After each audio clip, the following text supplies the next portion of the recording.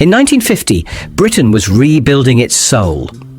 The war had left scars, but also a fierce hunger for movement, style, and a return to normal life. The streets buzzed with hope. Ration books slowly disappeared, and families dreamt of weekend drives across the countryside. The economy was slowly breathing again, and with it, a revolution rolled in, not through music or fashion just yet, but on four wheels. Cars became more than machines, they were freedom. They represented aspiration, class, and even rebellion. From narrow cobblestone alleys in Liverpool to smoky factories in Birmingham, something powerful was happening. This was the decade where the British car industry boomed, and 10 models stood out, not just in sales, but in memories, in photos, and in the soundtracks of people's lives. Get ready for a ride into nostalgia. Let's begin. In the streets of post-war Britain, the Morris Minor didn't just turn heads, it turned moods. It was introduced in 1948, but it was the 1950s that truly belonged to this humble machine. Its soft curves and cheerful stance made it feel like a friend pulling up to say hello. People didn't just own it, they trusted it. Designed by Alec Isigonis, the Morris Minor wasn't meant to impress with horsepower or chrome. It was built for real people, with real lives, navigating a world that was rebuilding from rubble. It offered something rare back then, dignity on a budget. And once it hit the roads, it stayed there stubbornly and beautifully. What made the Minor special wasn't only its engineering, it was its emotion. You could see a newlywed couple driving one, smiling as they headed to their first flat. A delivery man unloading bread from the back of a traveller. A retired teacher polishing hers every Sunday morning. It was the soundtrack of everyday lives, humming steadily through every corner of the country. By the time it stopped production, over 1,600,000 had been built. Yet, its real legacy wasn't in numbers. It was in memories. In childhood rides, family holidays, long talks during short drives. The Morris Minor didn't just go the distance. It became part of the journey. The British Motor Corporation Mini wasn't supposed to become a cultural icon. It was built to solve a crisis. In 1959, Britain was feeling the sting of the Suez oil shortage, and people needed smaller, more fuel-efficient cars. The Mini answered, compact, clever, and impossible to ignore. It arrived not with a roar, but with a spark. Designed by the same man behind the Morris Minor, Alec Isigonis, the Mini was a marvel of space and simplicity. It flipped expectations with its transverse engine and front-wheel drive, packing 4 seats into something barely larger than a suitcase. This wasn't just engineering, it was audacity on wheels. It didn't take long before the Mini became more than transportation. It was attitude. Musicians drove it, fashion icons flaunted it. Young people embraced it as the anti-establishment vehicle of choice. While other cars tried to look powerful, the Mini made small look unstoppable. But even with all its style, the Mini never lost touch with its roots. It remained affordable, practical, and lovable to the core. You could park it anywhere, drive it everywhere, and still feel like you were part of something bigger, not just a car, but a movement in motion. You didn't have to shout to be noticed in the 1950s. Some cars stood out, not because they demanded attention, but because they quietly earned it. The Ford Anglia was one of them. Released in its early form in the late 1930s and reimagined through the 50s, it steadily carved out a place in British hearts. It wasn't the fastest or the flashiest, but it was there when you needed it. That's what made it unforgettable. Across countryside roads and growing towns, the Anglia offered exactly what post-war Britain craved: dependability. Its design evolved over time, trading pre-war curves for boxier shapes that felt more modern. It was a car that matched the nation's spirit: practical, forward-looking, and quietly optimistic. Every Anglia on the road felt like a small statement of recovery. You didn't just drive it, you moved with the rhythm of a changing era. More than 1.5 million units were built, between 1939 and 1967, a testament to how deeply it resonated with everyday people.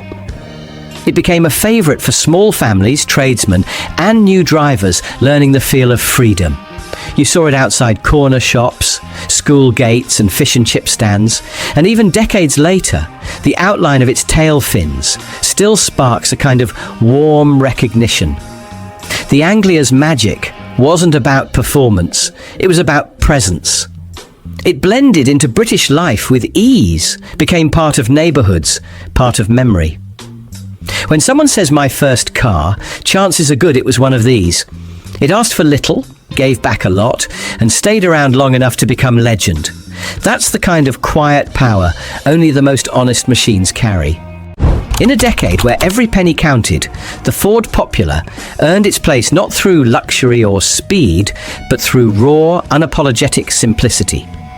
Launched in 1953 as the most affordable new car in Britain, the Popular stripped driving down to its bare essentials. It didn't pretend to be more than it was, but what it was, it did brilliantly. You could buy one for less than £400, a small miracle for the working class. This car came with almost nothing.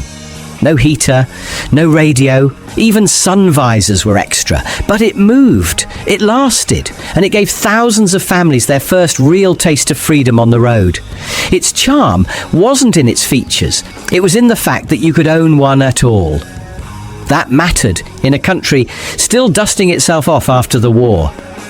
The Ford Popular made car ownership possible for those who had only dreamed of it. You could spot them everywhere. From terraced streets in Manchester to narrow alleys in London, the Popular buzzed along like a faithful companion. Its engine wasn't powerful, but it was reliable. Its design was outdated even when new, yet somehow that made it lovable. There was a kind of underdog spirit to it, a quiet pride in being modest. It was proof that you didn't need flash to belong on the road.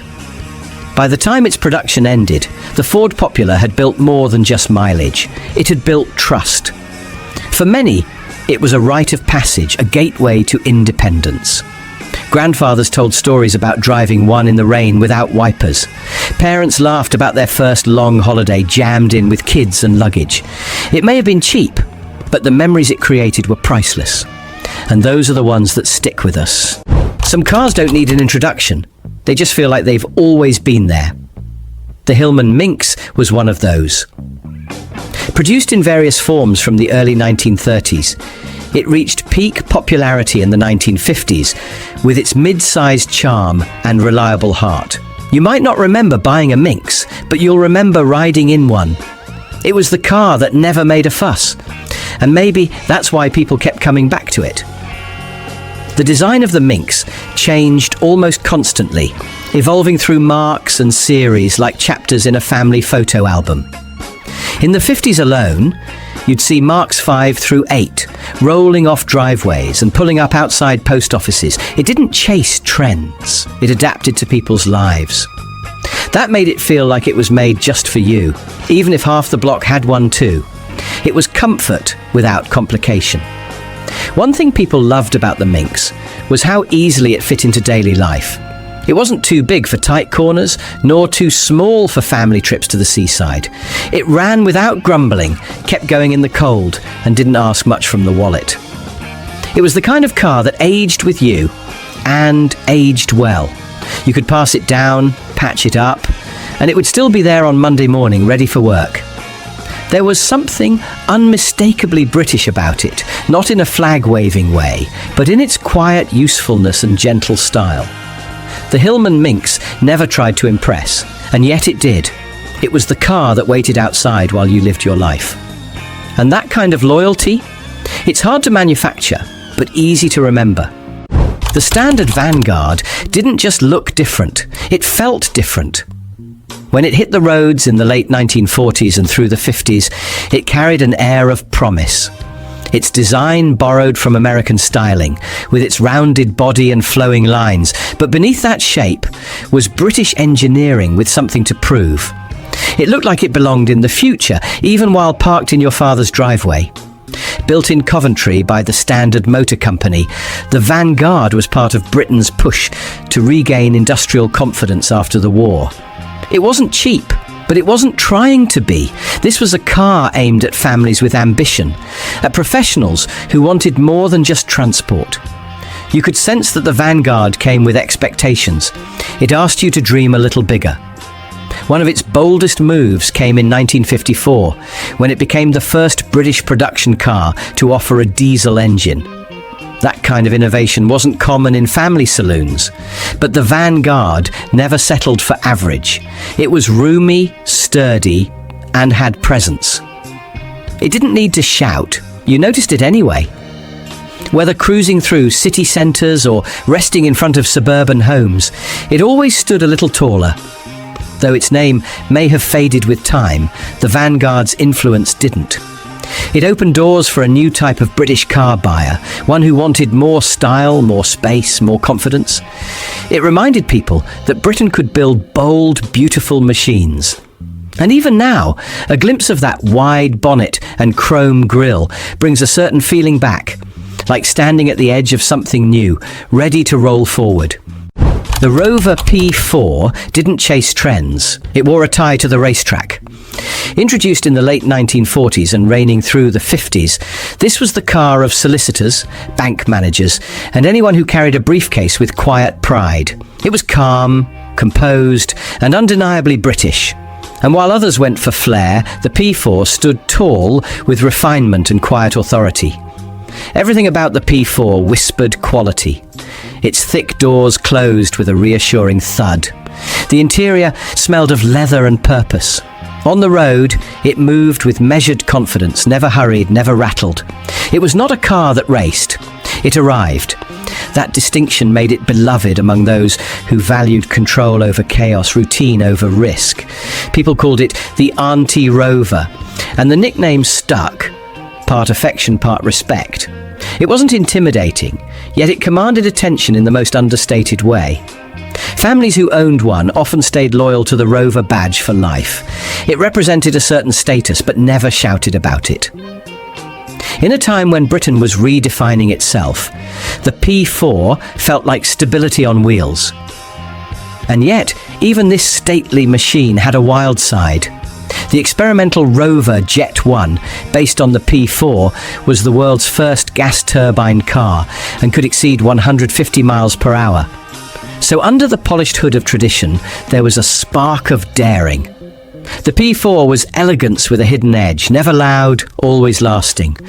There were some cars in the 1950s that didn't just blend into Britain, they imported a bit of America onto its roads. The Vauxhall Velox and Cresta did exactly that. With wide chrome grilles, two-tone paint jobs, and tail fins that winked at the horizon, they turned grey streets into movie sets. They weren't modest, they were magnificent. And for a moment, they made everyday life feel cinematic. These cars weren't just about looks, though they had plenty. Built in Luton from 1948 through the mid-60s, over 300,000 of them found their way into homes, company fleets, and long-haul dreams. Salesmen loved them. Families showed them off on Sunday drives. They were bold, bright, and unapologetically stylish. And while the weather didn't always match the glamour, the spirit behind the wheel surely did. Their engines were powerful for the time, but what really set them apart was the way they made people feel. You didn't just travel, you arrived. Park one outside your house and your neighbours noticed. Drive it to the coast and kids would peek through the back window to admire the dashboard dials and the luxurious bench seats. It wasn't just a car, it was a presence. One that turned heads long after the ignition shut off. But for all their shine, they had their struggles. The British climate wasn't kind to the metalwork, and rust found its way into the curves over time. Still, the memories remained polished. Those who drove a Velox or Cresta remember not just the trips, but the feeling of stepping into something a little larger than life. Because sometimes what you drive isn't just transportation, it's transformation. Do you miss when cars had personalities? The Triumph Mayflower was a car that looked like it belonged outside a country estate, even if it was parked on a council street. Released in the early 1950s, it was a small car with big ambitions. Its upright, almost aristocratic styling gave it an air of formality that few compact cars dared attempt. It was the kind of car that dressed up even when going nowhere. In a time of modesty, the Mayflower aimed higher. Built by the Standard Motor Company, the Mayflower was meant to bring luxury to the masses. It wasn't fast and it wasn't large, but it came with leather seats and a veneer dashboard, little touches of elegance that felt like a reward. It made everyday errands feel like stately affairs. And while it never sold in massive numbers, it carved out its niche with quiet confidence. More than 35,000 were built before production ended in 1953, and during that short run, it gained a loyal following. People didn't just buy the Mayflower for practicality, they chose it for charm. It stood apart from the rounder, more casual cars of the time. There was a seriousness to its shape, a formality to its drive. It appealed to those who wanted their car to say something about who they were. Today, the Mayflower is rarely seen, but never forgotten. Its square lines and proud grille are unmistakable even decades later. It may not have changed the industry, but it made its drivers feel a little more refined. And sometimes that's all a car needs to do. There are cars that follow the rules, and there are cars that break them with a grin. The MG MGA belonged to the second group. Introduced in 1955, it was everything British sports cars were meant to be: sleek, fast, and full of attitude. It didn't just hug corners, it hugged dreams. Driving one wasn't transportation, it was performance. The MGA looked nothing like the MGs before it. Gone were the pre-war curves and chrome-heavy grins. In came smooth lines, a low stance, and the promise of speed with the top down. It was more than a redesign, it was a rebirth. And the world took notice. Over 100,000 were produced, and while most were exported abroad, their spirit lived on back home in every twist of an English B road. For many, this was the first true taste of freedom on four wheels. Young drivers saved for it. Sunday mornings became sacred for long drives through the countryside. Mechanics loved tuning them. Admirers loved watching them fly by. It made the everyday feel cinematic, the mundane feel like motion. And even when it rained, which it often did, it never dampened the MGA's magic. Unlike many cars of its time, the MGA wasn't trying to fit in. It was built to stand out. Even now, spotting one feels like seeing a classic film in colour for the first time. It didn't just move people across distances, it moved them emotionally. These cars weren't just popular, they were personal. They carried groceries, secrets, laughter, and change. Every scratch told a story, every turn meant something. In a world that moved from ration books to rock and roll, they were constant companions, faithful, flawed, unforgettable. Which of these would your grandparents choose today? If this journey made you smile, remember or dream, don't forget to subscribe for more Roads Worth Revisiting.